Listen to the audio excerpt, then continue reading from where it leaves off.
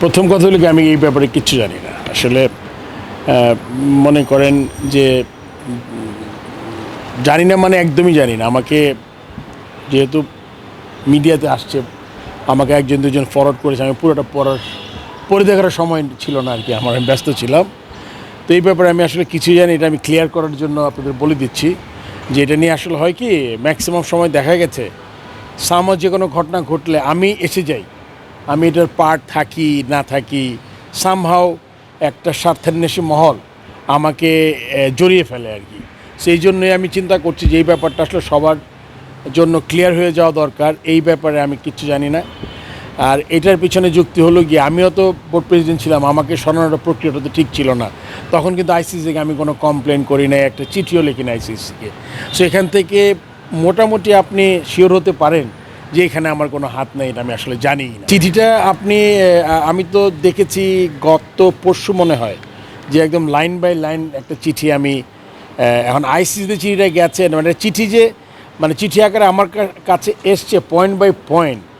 এই জিনিসটা আমি পড়ি নাই, কিন্তু আইসিসিতে গেছে কিনা এটা আমি বলতে পারবো না, বিকজ আইসিসিতে এখন আমার কোনো কানেকশন নাই। অ্যান্ড যে বলছে এর মধ্যে আমার মনে হয় যেই আমাদের প্রেসিডেন্ট ছিলেন আমিনুল ইসলাম বুলবুল, উনি হয়তো একটা স্টেটমেন্ট দিয়েছেন যে উনি মানে আমার কথা হলে গিয়ে উনি ব্যাপারটা ক্লিয়ার করতে পারবেন। আমি যতটুকু জানি যে আইসিসিতে চিঠি গেছে কিনা এই ব্যাপারে আমার কাছে কোনো কংক্রিট কোনো নিউজ নাই। বাট আমি যেটার মধ্যে নাই এটা আমি কনফার্ম করতে পারবো। আমরা শুনেন, একটা জিনিস মনে রাখতে হবে, যখন আমাদের বোর্ডটা অ্যাডহক কমিটি হলো, যেটা আমি মনে করি এটা আমার ব্যক্তিগতভাবে অবৈধভাবে হয়েছে, যেই একটা কমিটি করা হয়েছে কি আপনি তদন্ত কমিটি, ওই কমিটিটা প্রথমে দেখেছি তারা রিফর্মের জন্য কিছু সুপারিশ করেছে বোর্ড ক্রীড়া মন্ত্রণালয়কে।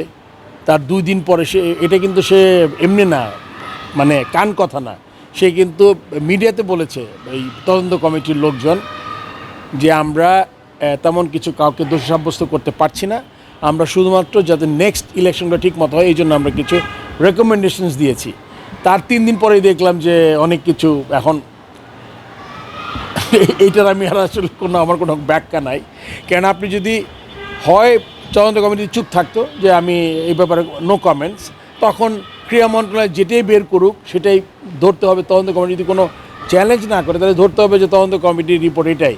কিন্তু যখন তদন্ত কমিটি একবার ইলেকট্রনিক প্রেস মিডিয়াতে বলে দিয়েছে যে এখানে কোনো কিছুই পাওয়া যায় নাই, কাউকে দোষী সাব্যস্ত করা হয় নাই, সেখানে জিনিসটা খুবই মনে হয়েছে যে এটা পুরোপুরি একটা বানানো জিনিস। এটাগুলো 1। 2 নম্বর হলো গিয়ে তারপর আপনি দেখেছেন একটা ব্রিচ হয়েছে, আমাদের 12-14 জন আমরা সই করেছিলাম, ওইটাতে আমি ছিলাম।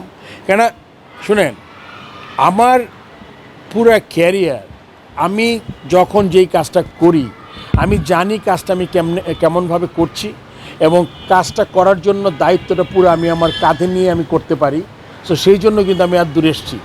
কারণ আমার মধ্যে আমি একটা কাজ করেছি বলবো করি নাই, আর করি নাই বলবো করেছি, এই ক্যারেক্টার আমার না। সো এটা আমি সবার জন্য একদম ক্লিয়ার করে দিচ্ছি যে আপনি ওই রিটে আমার সিগনেচার আছে, রিটে আমি করেছি, বাট এই আইসিসি চিঠিতে আমার কোনো পার্ট নাই। আমি এটা আবার আপনাদের কাছে ক্লিয়ার করে দিলাম। সিগনেচার রিটের সিগনেচার আছে, আমি তো আপনাকে বলেছি একটু আগে, রিটে তো আমি সিগনেচার করেছি, রিট যেটা হয়েছে, বাট এই আইসিসি চিঠিতে আমাদের কোনো সিগনেচার নাই, মানে আমার নাই আর কি। আমি আলাদা করে চিঠিতে কোনো সিগনেচার করি নাই। যদি কেউ ওটা বের করে দিতে পারে সেটা আমি তাকে চ্যালেঞ্জ করছি আর কি। এটা আমি একদমই চাই না। আসলে যখন থেকে বুদ্ধি হয়েছে, যখন থেকে আসলে আমাদের দেশে তো মেইন স্পোর্ট ছিল ফুটবল। আমি যখন ক্লাস 7-8-এ পড়ি, মানে ব্যাক ইন 1782-তে ম্যাট্রিক দিলাম, তো 79-78 তখন তো ফুটবলের যে ক্রেজ ছিল, আমরা সবাই কিন্তু বড় হয়েছি ব্রাজিলের সাপোর্টার হয়ে। আসলে আর্জেন্টিনা সাপোর্টার হয়েছে কিন্তু ম্যারাডোনা যখন আসলো ফুটবলে 86 থেকে, তারাই কিন্তু বাংলাদেশের ওয়েস্ট ইন্ডিজ যেরকম সাপোর্টার ছিল ওইরকম ব্রাজিলেরও ছিল। আমিও ব্রাজিলের সাপোর্টার এখন পর্যন্ত আছি। খুব ভালো খেলছে না। আর আপনি জাপান ব্রাজিলের আজকে ম্যাচটা বলছেন, আমার মনে হয় জাপান লাস্ট 4 বছরে মানে একটা এশিয়ান দেশ অবিশ্বাস্য রকম ইমপ্রুভ করেছে।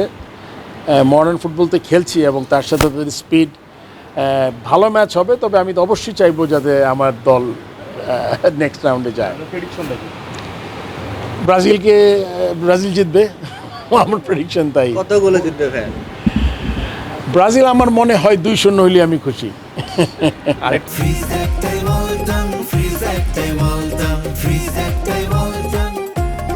সেরা ফুটবলার তো আসলে আমি মানে মেসি তো ওয়ার্ল্ড কাপে কিন্তু লাস্ট ওয়ার্ল্ড কাপ আর এই ওয়ার্ল্ড কাপ খেলছে মেসি। আমি জানি না তোমরা আর আগের মেসির খেলা দেখেছো কিনা। মেসি ক্লাব ফুটবলে হি ওয়াজ মানে আনবিলিভেবল, বাট এই ওয়ার্ল্ড কাপে কিন্তু লাস্ট ওয়ার্ল্ড কাপ যেটা আমরা সবাই জানি আর এই ওয়ার্ল্ড কাপ, এর আগে ওয়ার্ল্ড কাপ কিন্তু অত ভালো খেলে নাই ও। প্লেয়ার আমি মনে করি Maradona was probably number one, আর Ronaldinho I was a great fan of him. আর ব্রাজিলের তো সব প্লেয়ার সক্রেটিস থেকে শুরু করে এরপরে যারা যারা এসছে সবাই অনেক ধন্যবাদ। হ্যাঁ ভাই আরেক বিষয় যে নতুন বোর্ডের সাথে এখন যোগাযোগ আছে কিনা, নতুন বোর্ডে কোনো কার্যক্রম আপনি ফিরবেন কিনা? না না, আমি আসলে ক্রিকেট তো অনেক দিন হলো, আর ক্রিকেটে এখন যা হয় যেভাবে হয় এটা আমার আসলে চরিত্রের সাথে যায় না আসলে। মানে আপনি আপনার পজিশনের জন্য এমন কোনো কাজ নেই আপনি করতে পারেন না, এইটা আসলে আমি মনে করি যে ক্রিকেট বোর্ডে আমি আসব, ভালো কাজ করব, ক্রিকেটের উন্নতি হবে, তারপরে আমি এটি আমি চাই। কিন্তু এখন ক্রিকেট বোর্ডটা হয়ে গেছে এমন একটা জায়গা যেটা যাওয়ার জন্য মানুষ মনে হয় মানে 7 সমুদ্র 13 নদী পার হতে প্রস্তুত। সো আমি অতটা আমি মানে আমার মধ্যে অতটা ইচ্ছা নাই, আর ক্রিকেট বোর্ডে আমার কোনো সম্ভাবনা নাই। বিকজ আপনি দেখে থাকবেন আমার জীবনের খেলা শুরু করেছি 16 বছর বয়সে, তারপর অ্যাডমিনিস্ট্রেটর, চিফ সিলেক্টর 2 টার্ম 8 বছর, প্রেসিডেন্ট, ক্যাপ্টেন, প্লেয়ার। সো আমার আসলে ক্রিকেটের যেই সময়টা শেষ হয়ে গেছে। তবে আমি ক্রিকেটে কথা বলতে অনেক ভালোবাসি। একটা ছোট্ট যেহেতু সুযোগ পেয়েছি আপনারা এসছেন, আমি খুব অবাক হয়েছি আমাদের লিটন দাসের যে ইনজুরিটা নিয়ে। আমি এটা নিয়ে চিন্তা করছিলাম। আমার কাছে মনে হচ্ছে আমরা যখন অস্ট্রেলিয়ার সাথে 2টা ম্যাচ খেলে ফেললাম, 3 নম্বর ম্যাচে লিটন দাসকে দেখলাম হালকা চোট পেয়েছে, বের হয়ে গেল, আবার আসলো। এখন আমার টিম ম্যানেজমেন্ট, প্লেয়াররা, ক্যাপ্টেনেরা কী করে আমি জানি না। তার কারণ হচ্ছিল কি আপনি জানেন, লিটন দাস আমাদের শুধুমাত্র প্লেয়ার না, আমাদের T20 ক্যাপ্টেন, টিমটাকে একটা খুব ভালো জায়গায় এনেছে। আপনি দেখেন ওই ছোট্ট একটা ম্যাচের জন্য, যেই ম্যাচে আমাদের কিছু পাওয়ার ছিল না, আমরা 2-1 হেরে গেল, অসুবিধা ছিল না, আমরা সিরিজ জিতে গেছি। ওখানে দেখলাম ব্যাটিং করেছে, আবার গেল। তখনই আমি চিন্তা করছিলাম ও কি T20 সিরিজ খেলতে পারবে কিনা। ওই আশঙ্কাটা কিন্তু সত্যিই হলো।